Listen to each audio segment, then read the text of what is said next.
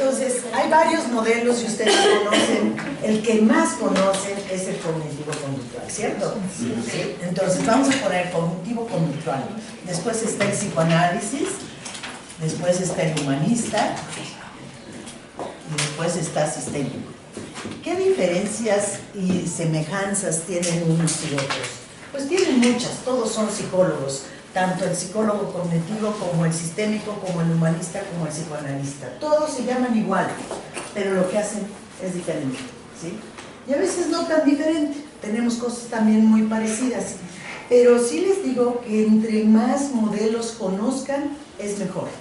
Gianfranco Cecchin, un italiano de la Escuela de Milán, decía: entre más cuentos sepamos contarles a nuestros pacientes, más entretenidos los vamos a tener. Claro, no se trata de entretener a la gente en la terapia, pero sí de ver qué tipo de modelo le es acorde a cada persona. Eso sí es importante, porque utilizar un solo modelo, porque es el único que me sé, es como, no sé, utilizar una cuchara para comer todo lo que tengo, o utilizar una tortilla porque no tengo cubiertos, ¿me entienden? O sea, entre más herramientas tengamos, es mucho mejor que tener una sola. Entonces sí los invito a que se metan un poco más en otros modelos teóricos, porque aquí nos dan un entrenamiento excelente en cognitivo-conductual, y es un modelo muy útil para hacer cambios rápidos, no muy profundos, porque para profundidad tenemos el psicoanálisis, pero como es tan profundo, bueno, pues escarba hasta encontrar petróleo. Pero el sistémico utiliza una cosa y otra. Vamos, si lo pusiéramos en los extremos, estos dos serían los dos extremos, el cognitivo-conductual y el psicoanálisis, y en medio estarían el humanista y el sistémico. Pero ¿cuál es la diferencia del sistémico? Primero les pregunto, ¿quién me dice que es un sistema? Con ganas, hombre, parecen de la UNAM, ¿o no? Los de la UNAM hablan mucho, ¿no es cierto? A ver, ¿qué es un sistema, señorita?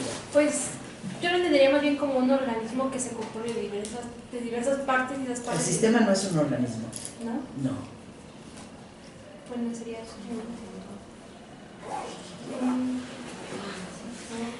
¿Se compone de diferentes partes? Sí. Pero ¿cómo empezamos? Acuérdense que cuando hacemos una definición, empezamos por lo más general. Si no es un organismo, ¿cómo podríamos llamarle? Porque un organismo lo pensaríamos como si fuera algo orgánico, algo vivo, algo, etc. Pero hay sistemas de muchos tipos. Está el sistema muscular, el sistema óseo, el sistema digestivo, el sistema planetario, el sistema de los números pares, sistemas. Como un conjunto de un todo, ¿no? Ajá. Es un conjunto, o sea, un sistema, vamos a decir que es un conjunto. Empezamos por ahí, es lo más general. Un sistema es igual a un conjunto. Ahí sí, un conjunto puede ser de gente, puede ser un conjunto de órganos, puede ser un conjunto de planetas, puede ser un conjunto variadísimo de cosas, ¿sí? Pero empezando porque es un conjunto. Ahí hay dos sillas, ¿no te quieres sentar? Sí. Vaya pues. Bueno, a lo mejor estabas muy cómoda ahí. Bueno, entonces empezamos por decir que un sistema es un conjunto. Un conjunto, si pensamos en el sistema familiar, pues entonces es un conjunto de seres humanos que además que interactúan, pero bueno, tú y tu compañera pueden interactuar y no son una familia. ¿Qué se requiere? ¿Convivir en un mismo medio siempre? ¿O ¿Cómo qué? convivir siempre en un mismo medio? Pero no, porque ustedes conviven en el mismo medio que es la UNAM y no son una familia. un vínculo. Un conjunto estructurado de personas que entablan ciertas relaciones interpersonales, las cuales pueden ser mediadas por canales de comunicación rígidos o Usted difusos. parece el sistema Lanús. Muy bien, lo dijiste muy bien, pero lo dijiste tan rápido que no pudimos tomar nota. Y es que se lo sabe muy bien, ¿eh? Qué bueno. ¿Dónde aprendiste que era un sistema? Tomé terapia sistémica con la profesora Rocío en octavo semestre para la clase de clínica. Ah, muy bien. ¿Con Rocío cuál? Porque hay varias. Bueno, Rocío una chiquita. Chiquita de cabello Sí, cortito. ya sé quién es. Yo tampoco me acuerdo cómo se apellida. Estuvo con nosotros en los primeros épocas de lo sistémico en esta escuela hace 25 años, cuando dábamos un diplomado en teoría sistémica, y empezamos con un diplomado y después nos fuimos a hacer una maestría cuando hubo la oportunidad de abrir la posibilidad de maestrías profesionalizantes, y entonces se hizo maestría sistémica. Pero lo dijiste muy bien, es un conjunto de personas. ¿Qué más dijiste? Que entablan relaciones interpersonales y que son mediadas por canales de comunicación rígidos o difusos. Ajá. ¿Puedo seguir para que? Sí. No te vayas tan rápido porque no escribo tan rápido. Comunicacionales, relaciones comunicacionales. ¿Qué más dijiste? Tienen relaciones entre ellas, relaciones interpersonales o comunicacionales, que sería lo mismo. Y pueden tener relaciones de parentesco. Sí, porque es un sistema no es necesario que sean familiares, sino que convivan juntos. Ajá, no, pero ahí, o sea, por ejemplo, cuando tú dices, bueno, y tú y ella, ¿qué tienen en común? Pues tienen en común la forma particular del cabello, ¿no? Eso ya es algo que las une, ¿cierto? Sí. Puede haber otras cosas que no quiero aclarar ahora, pero bueno, eso ya es algo que nos está uniendo. Tenemos algo en común, y algo en común que nos va a hacer un sistema. Tenemos comunicación entre nosotros, pero por ejemplo, entre marido y mujer, pues no hay relación de parentesco, ¿o sí? Pues no, ahora sí que yo la conocí en un baile, como decía uno. Yo esta señora, ¿qué? Si yo la conocí en un baile, ¿no? Bueno, aquí tenemos relaciones comunicacionales o intercomunicacionales, como quieran, pero que van uniendo al grupo, ¿sí? Eso es muy importante. Y puede haber entre ellos relaciones de parentesco, ¿sí? Por ejemplo, padres e hijos. Entonces vamos a pintar un sistema para que nos quede más claro, porque a mí me gusta mucho hacer este esquema que se llama mapa familiar o genograma, ¿sí? Le vamos a poner nombre, un mapa familiar o un genograma. Toda familia se inicia por la relación filial, entre dos humanos que deciden vivir juntos. Eso es muy importante. Dos humanos que deciden vivir juntos. Pueden ser dos hombres, pueden ser dos mujeres, pueden ser una mujer y un hombre, lo que quieran.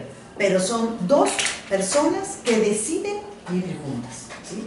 Y el vivir juntas va formando entre ellos relaciones mucho más fuertes que relaciones eventuales. O sea, si ustedes viven 20 años con una persona, si hasta vivir 20 años con un perro nos hace parecidos al perro, y al rato estamos ladrando. Bueno, pues sí es cierto, ¿eh? No sé si se hayan fijado que los perros se parecen a sus dueños. Sí. O sea, ¿tu perro se parece a ti? Mucho. ¿Qué raza es tu perro? Cocker. Un cocker. ¿Y en qué se parece a ti tu perro? Pues, no sé, se enoja cuando no le dan de comer. Bueno, es que con la convivencia uno va adquiriendo relaciones que nos hacen formar un grupo, ¿sí? Si a ti te quitan tu perro, vas a tener un duelo, ¿sí? ¿Por qué? Porque se han creado entre estas dos personas algo que conocemos historia, y la historia compartida va formando relaciones muy fuertes, ¿cierto? Sí. Yo les traje, bueno, tengo ahí una serie de PowerPoint sobre la familia, pero no quise hacerlo porque fíjense que el PowerPoint, yo no sé, pero a mí al principio me pareció hermosísimo sistema, ya no tienes que pintar en el pizarrón, pero ahora veo que nos encasilla mucho. O sea, nos ponemos a leer lo que ya dice ahí. Pues resulta aburridísimo para ustedes y para nosotros también. Entonces, por eso mejor dejé ahí el PowerPoint y dije, bueno, pues si se necesita lo usamos. Para cosas mucho más, digamos, de diseño o de cosas que tengan ustedes que ver o definiciones que tengan que escuchar, es más fácil poner un PowerPoint porque ya está muy encuadradito. Pero cuando son cosas tan creativas como dar una clase, es mucho mejor la clase tradicional como la que estamos haciendo, ¿no les parece? En donde ustedes interactúan y yo les regreso la interacción o les digo sí o les digo no. Entonces, así lo vamos a hacer las dos clases que vamos a venir. Entonces, crear una historia compartida va generando lazos de unión, ¿cierto o no? Sí, esos lazos de unión pueden ser buenos o malos, pueden ser de crecimiento o pueden ser de involución. O sea, hay lazos de unión que nos hacen crecer y hay otros lazos de unión que nos llevan a la muerte. ¿Quién me pone un caso en la parte positiva? Un lazo de unión que nos ayude a crecer. ¿Bien? Sí, sí, sí. No sé, quizá con la madre, si Sí, esta sabes. relación es positiva, pues puede generar en el hijo pues un vínculo muy fuerte en donde haya pues estabilidad emocional. Perfecto. Y genere como desarrollo en muchas áreas. Muy bien. Esa misma relación madre-hijo, dime tú, ¿cómo puede llevar a la muerte? Cuando la madre es poco afectiva, cuando es violenta, cuando tiene abandono emocional, el menor. Bueno, ya con eso el niño tiende a crecer con un paradigma muy diferente y a tener muchos rechazos y a formar vínculos con otras personas. Muy bien, fíjense qué bonito están diciendo. Esta historia compartida va generando lazos que pueden ser positivos o pueden ser negativos, que pueden llevarte a la vida o pueden llevarte a la muerte, ¿sí? Y no digas la relación padre, madre, hijo, etcétera, que esas son relaciones muy fuertes, porque desde que tú naces, el ser humano, decía Humberto Maturana, un biólogo chileno, el ser humano es el mamífero más imperfecto, que nace, que si lo dejas solo se muere. Y es cierto, o sea, somos tan incapaces de tener una autonomía recién nacidos, que ustedes, bueno, no lo hagan, pero si dejamos solo a un bebé recién nacido, no es capaz de sobrevivir más de 48 horas. Acá hay una sillita, si quieres. Y la próxima vez que usted llegue tarde, media hora, ya no le abro la puerta, Bueno, le van a abrir la puerta porque yo no voy a estar, pero no es bueno llegar tarde a ningún lado, ¿sí? Ustedes pueden perder un pleito si son abogados por llegar tarde, o pueden perder un partido de fútbol porque son el portero y llegaron tarde. Bueno, entonces no lleguen tarde a ningún lado, es muy importante llegar a tiempo, ni antes ni después, ¿vale? ¿Promesa? Vale. Entonces vamos creando lazos en nuestra vida, vamos creando uniones, relaciones que perduran, pero muchísimo. ¿Ustedes se acuerdan? ¿Quién se acuerda de su abuelo o de su abuela? Levanten la mano. O sea, ¿se dan cuenta? Ahora, levanten la mano, ¿quién vive su abuelo o su abuela? O su abuelo y su abuela. O sea, ya son menos. O sea, la mitad del salón ya no vive la abuela o el abuelo. ¿Sí? Pero todos recuerdan a su abuelo y a su abuela. ¿Por qué? Porque ellos crearon lazos. No les dejaron herencia, ¿o sí? Pero les dejaron herencia de relación. Sí, me dejaron una casa y un coche, no bueno. Pero nos dejaron muchas costumbres. Los lazos comunicacionales, estos de los que hablabas, van generando hábitos, costumbres, con formas de conceptuar la vida que nos van a marcar por el resto de la existencia, si no hacemos terapia. Porque a veces, haciendo terapia, uno puede modificar su manera de pensar. Pero hay gente que nunca hizo terapia y entonces lo que hace pues es irse con sus creencias y mantener sus creencias por el resto de su vida, ¿cierto? Sí. Pero esas creencias tienen que ver con estos lazos que se establecieron desde muy pequeño, ¿sí? Si quieres ir por otra silla, acabamos de regañar a tu compañera que llegó hace 4 minutos. A ti mereces un regaño peor. No, yo no acostumbro a regañar, pero sí, por favor, lleguen a tiempo. Porque aunque no haga nada de puntitas, no como yo que Carolina sabía que ahí venías desde que estaba subiendo las escaleras, porque traer tacones hace uno ruido. Entonces, como yo camino muy rápido, ya hacen ruido estos tacones, pues entonces todo el mundo sabe que ahí viene, no podría ser ladrón. Porque no llega a entrar de puntitas. Pero bueno, no llegues tarde, amiguita. Bueno, entonces esos lazos van a perdurar toda la vida. Ahora, vamos a hacer un poquito de reflexión. Reflexionando es como la gente piensa. Olvídense de los modelos teóricos. Si no hay reflexión, no hay cambio. La gente cambia cuando tiene que cambiar. ¿Y cuándo tiene que cambiar la gente?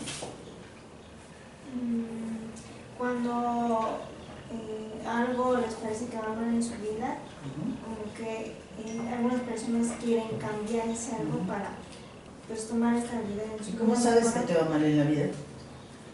¿Cómo que te va mal? Pues ya cuando te está afectando emocionalmente, puede ser. No está muy claro. O sea que tú no has cambiado. Va a ser un poquito cognitivo, pero es cuando algo no es funcional. Algo ya te está impidiendo, sí, algo te está impidiendo directamente seguir o tu vida o tus relaciones de pareja. Algo hay que te está imposibilitando o está frenando tus conductas que a veces hacen que ese seguimiento del día a día, de la vida cotidiana, la rutina empieza a cambiar. Es cuando sienten ellos el cambio, un cambio drástico en su vida, algún duelo, La teoría del cambio es tan importante en cualquiera de estos modelos teóricos. Ahorita vamos a hablar de ella. ¿Ibas a comentar algo de cambio? Sí, yo creo que el cambio no, a veces ni siquiera viene de las personas mismas, viene de las otras. O sea, lo que te están diciendo, cómo ellos están comunicando contigo y cómo ellos te están haciendo saber que tú estás mal, aunque a veces tú no lo sientas, pero pues estás formando parte de los demás. En el momento en el que los demás te empiezan a marcar que algo va mal, es cuando las personas se proponen cambiar realmente. A ver, tú entonces, bajo esa concepción, ¿recomendarías una terapia de más de una persona o te quedarías con el modelo de una persona? Yo creo que sí es necesario porque interactuar con todas las personas que están implicadas, porque no es el problema de uno solo, es de todos. Ojo, eso es bien importante y eso se llama epistemología. Palabra tan difícil, pero tiene un significado. Epistemología significa, episteme, ¿qué quiere decir? Es conocimiento, ¿no? Ajá, episteme, conocimiento, logos, historia, tratado, estudio, etc. Es el estudio del conocimiento, es saber cómo conozco, cómo sé que sé. Por eso resulta tan complicado. O sea, ¿cómo sé que los hombres de bigote son malos? Ah, porque mi abuela decía que los bigotones y barbones son peor de malos que los lampiños.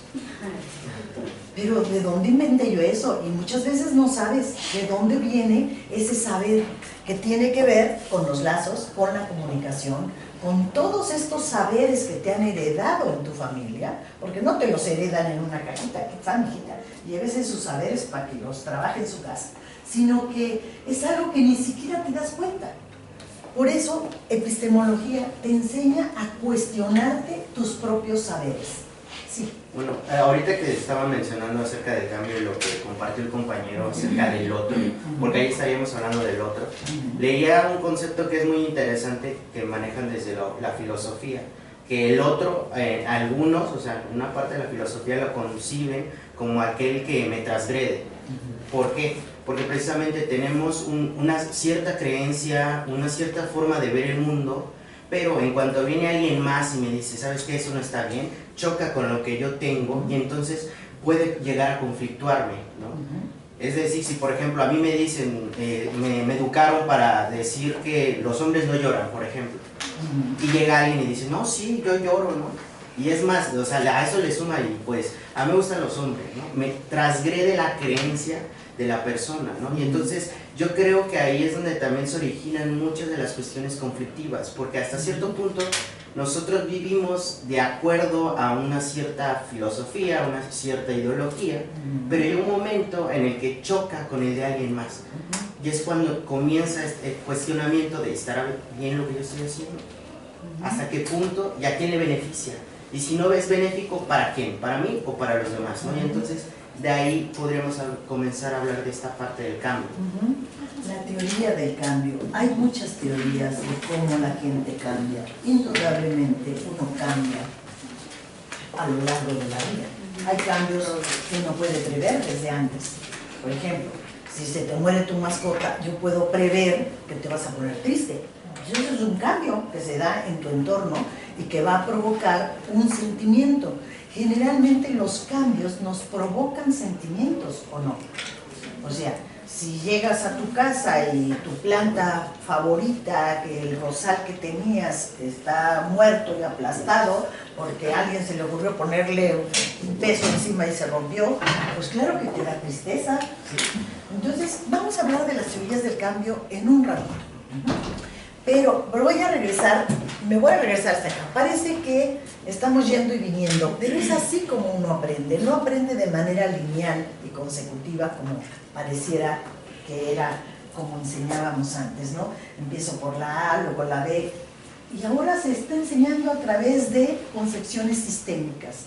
O sea, es más fácil que un niño aprenda a leer más rápido si aprende a leer los conceptos en su grupo, o sea, junto con otras palabras, que se aprende a leer amarillo.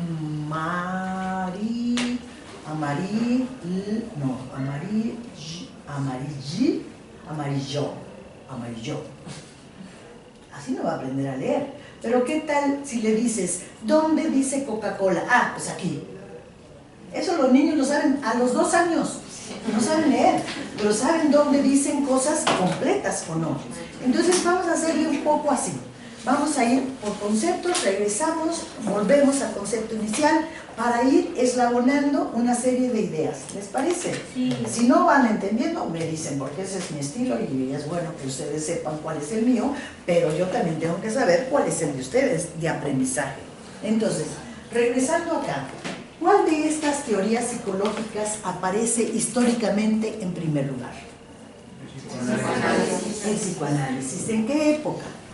1898 en el texto de... 1800, finales de 1800, vamos a decir 1890. ¿Sí?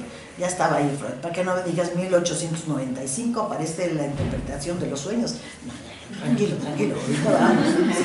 Entonces, para en general, 1890 me parece una buena fecha del siglo antepasado que aparece el psicoanálisis.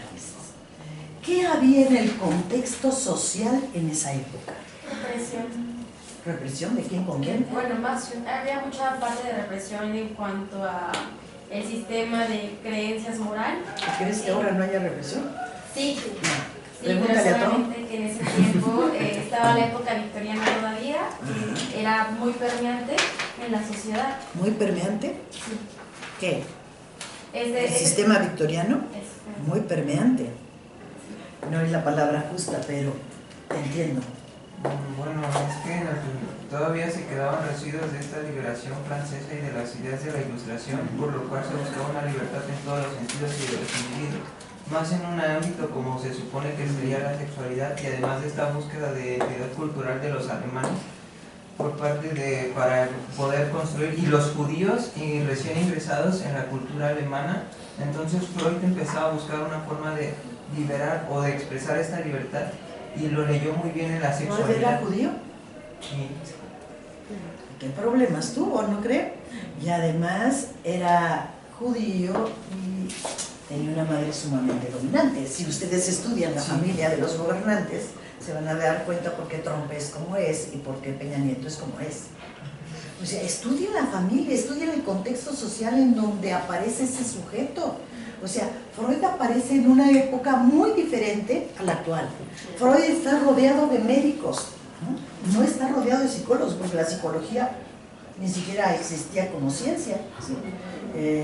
Estaba viendo otras cosas los psicólogos. Pero Freud empieza a meterse en el intelecto, empieza a meterse en lo profundo, inventa términos, una cantidad de... Yo creo que la gente que más términos ha inventado para construir su teoría. Y los inventa porque no había forma de describir lo que él estaba diciendo. Pero fue bombardeado muchísimo por la sociedad médica, ¿sí?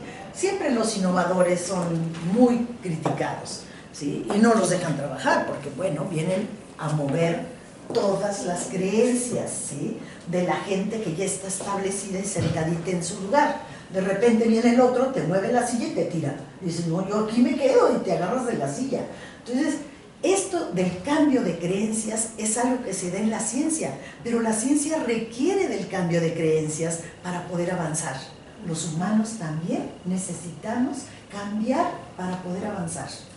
Lo único que tenemos cierto en este mundo son dos cosas: que nos vamos a morir, primera certeza, y segundo, que todo cambia y que nada permanece igual. Aunque ustedes digan, no, el cerro que está frente a mi casa siempre ha estado ahí, no se ha ido. Pues claro, el cerro no se va a ir, pero el cerro cambia. Y a veces uno dice, yo por ejemplo conocía los cerros de Lomas Verdes sin casas. Y ahora los cerros de Lomas Verdes están llenos de casas y calles. Y está junto a mi casa, ¿sí? Entonces dice uno, claro, este cambio no se dio en un año, ni se dio en 2, se dio en 20, 30, 40 años. Pero todo cambia. Si ustedes compran una computadora, la última edición, cuando la sacan de su caja ya es vieja, es obsoleta, porque apareció otro modelo nuevo. Entonces, todo cambia, todo se transforma. Y son dos concepciones importantísimas para poder vivir y que tienen que ver con la teoría del cambio, ¿sí? Todo se transforma.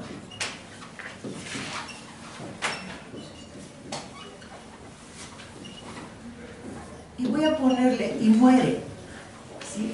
Pero no estoy hablando solamente de la muerte física, de la muerte humana, sino del cambio.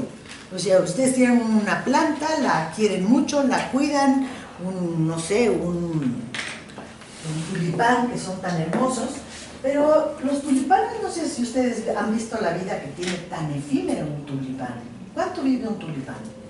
Como flor. Sí saben cuál es el tulipán, ¿verdad? Sí. No estoy hablando del cempasúchil. El tulipán no es originario de esta tierra, es holandés, viene de importación. El cempasúchil sí es nuestro, lo conocemos más.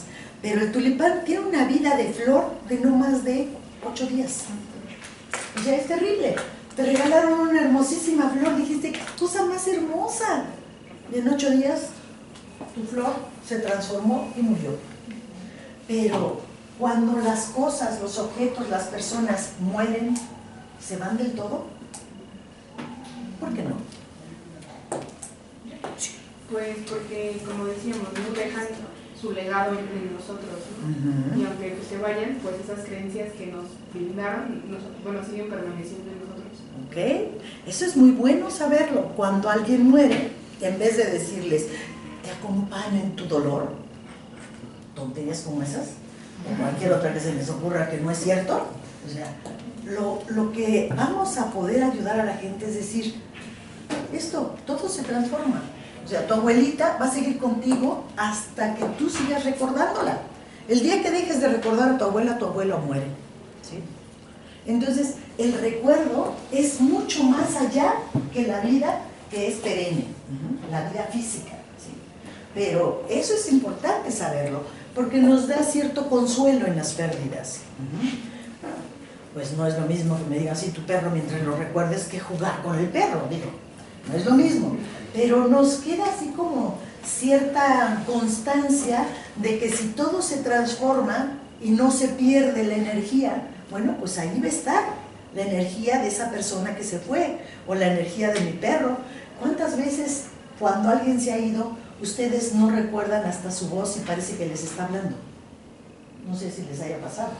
Y luego dicen, es que ya te estás volviendo loco. Pues no, o sea, por supuesto que no. Sobre todo en los días posteriores a la muerte de alguien, uno puede sentir que ahí está, y que ahí viene, y que ya oí la llave, y ya está entrando, y oigo sus pasos, y oigo su voz. ¿Qué es eso? ¿Es que ya te estás volviendo loco? No, ¿qué es eso? ¿Por qué nos pasa eso? Bueno, no les pasa a todos, nada más a los locos. No nos pasa a todos, pero sucede. ¿Por qué? Porque lo acaban de decir. Porque estos lazos, esta comunicación, estas ideas quedaron grabadas en sus interconexiones cerebrales, si queremos hablar de la neurofisiología. Entonces, si esto fue en 1890, uno diría, ¿por qué en el 2017 sigue habiendo psicólogos psicoanalistas? Pues ya deberían de haber pasado de moda, ¿no creen? Como las películas, como el cabello. como los pantalones rotos, como la ropa usada con las costuras por fuera, pues ya deberían de haber pasado de moda. A ustedes no les tocó los flecos como de fuente, ¿verdad que se usaron?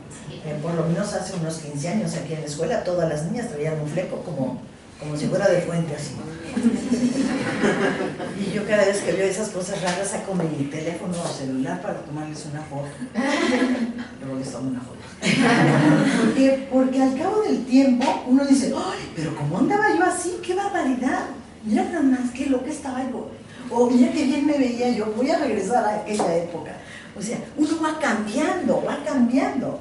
Y si esto es así, ¿cómo es posible que el psicoanálisis siga existiendo cuando todo el contexto ha cambiado? ¿Por qué? Es que tiene que ver con la teoría del conocimiento, ¿no? Si todo cambia, epistemología. Y la forma en que tú estás sabiendo sobre la realidad tiene un concepto fuerte y que es replicable y puede aparentar una universalidad. Entonces, las teorías se tienen que reconstruir a partir de los conceptos. Hay conceptos nodales que estructuran los posteriores cambios. No puedes estar cambiando y cambiando porque si no, no harías conocimiento o ciencia. Claro, o sea, todo va cambiando, pero no dejas de lado esto, porque te sirve para estructurar lo nuevo. Pero en el otro extremo estaba esta parte. Aquí se estudiaba lo que no podía verse, se inventaron términos, el inconsciente, el superyo, el sabe qué y el sabe cuánto. Y acá es exactamente lo contrario, solamente se va a estudiar lo que se ve, lo que se puede medir, lo que se puede observar, ¿sí? Dos extremos del conocimiento. Acá estudiemos lo que no se ve, pero ahí está. ¿Y cómo sabes que ahí está? Porque yo te lo digo. Yo soy Dios Padre. Y acá estamos también con fallas porque estudiar solamente lo que se conoce también nos deja fuera otra parte del espectro. O sea, tan mal le puede estar este como puede estar este. Pero en esta época, ¿qué estaba pasando y en dónde se crea? Así como esto se creó en Europa, específicamente ¿en dónde? El psicoanálisis. O sea, en los países más fuertes de aquella época, en Francia, Inglaterra, Alemania, se va a crear el psicoanálisis. ¿Y el cognitivo-conductual?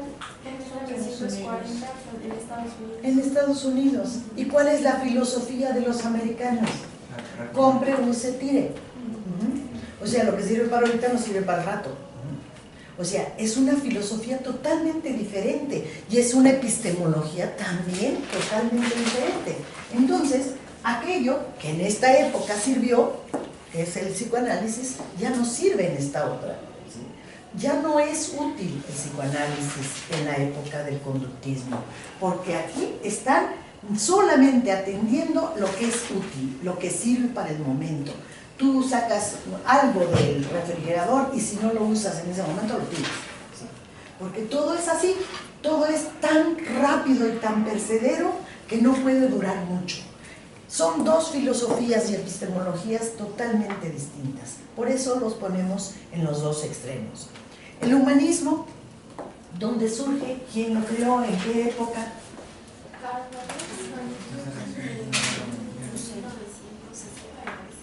Más reciente, ya no fue en 1890 ni fue en 1950, por ponerle fechas, ¿sí?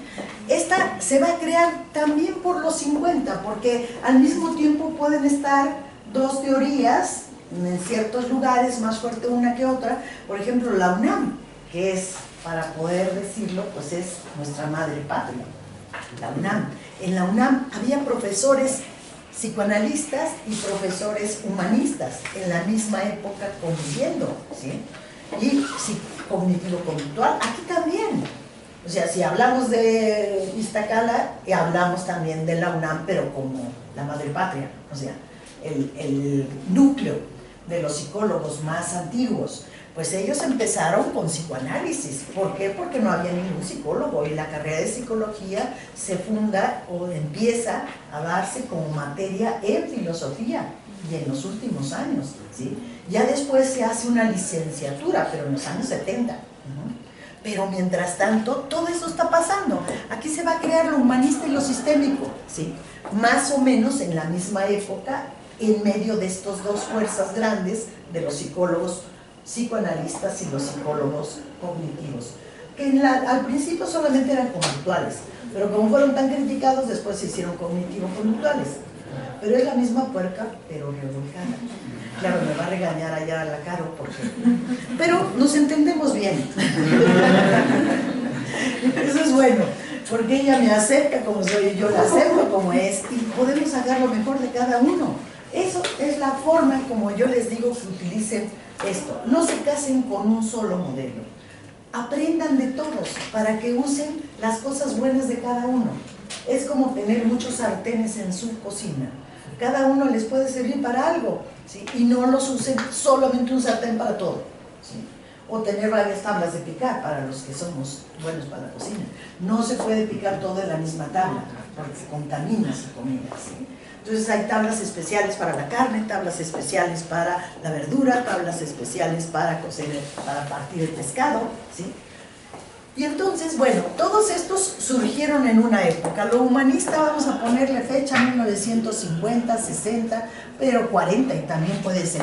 Y esto también, 1950, 60, es, digamos, el más joven de los modelos teóricos de los psicólogos. El más joven. Eso no quiere decir que nació ayer. Pues fíjense, si nació en los 50 y 60, también ya tiene toda una historia. Modelos sistémicos hay muchos. Hay muchos, les voy a decir algunos porque no los vamos a ver todos. Está el modelo sistémico estructural, el comunicacional, el estratégico,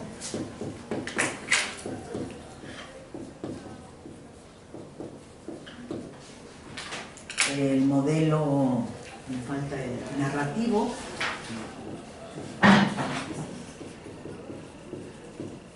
y el constructivista o construccionista. ¿Sí? Estos son algunos de los modelos, ¿sí? El más reciente están en orden de aparición. Quizá el comunicacional fue primero que el estructural, otros dicen que primero fue el estructural, pero bueno, aparecieron en esa época y todos, la mayoría de ellos, aparecieron en Estados Unidos. ¿Sí? Ahí tenemos otra cosa importante que ver. ¿Por qué en Estados Unidos? Estados Unidos es el país más guerrillero